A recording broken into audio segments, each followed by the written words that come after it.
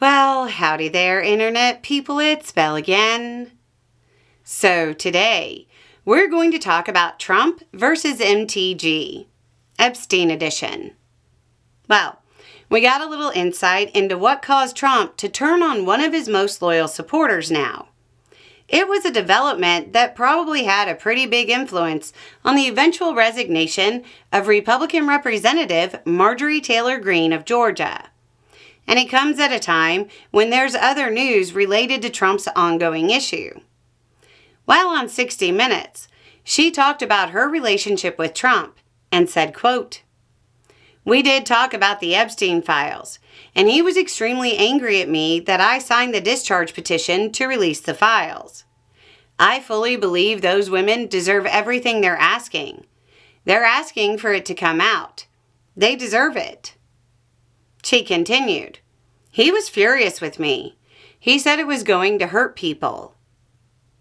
When his most loyal defender and foot soldier resigned, Trump called it, quote, "great news for the country."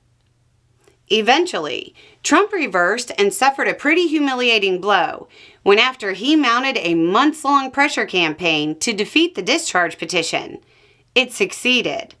And then every single member of Congress, except one, pushed the Epstein Files Transparency Act through. True or not, it created the appearance that it was Trump blocking the release the whole time, which of course was bad for Trump, since he made releasing the files a campaign promise.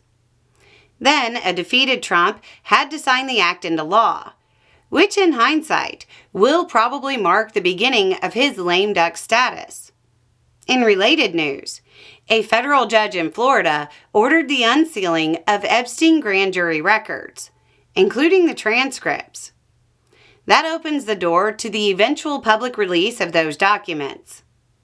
The short 2-page order granted the Justice Department's request to unseal the grand jury materials, as well as modify a protective order. There's still more to come, with DOJ having requests before 2 other judges in New York to unseal the records. Those cases seem to be a little bit more complicated because an attorney representing some of the survivors is asking for DOJ to work with his office to prevent the disclosure of victims' names. This whole situation continues to be a thorn in Trump's side, as every move he makes and every new revelation diminishes his standing with large parts of the conspiracy theory crowd, which is a substantial demographic in Trump's coalition.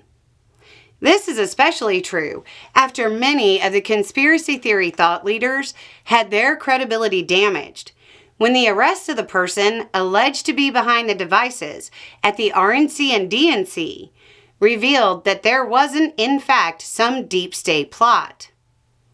This is one of those undercurrents we have to watch because the perpetually online conspiracy crowd seems to be a major driver in Trump's support. Anyway, it's just a thought. Y'all have a good day.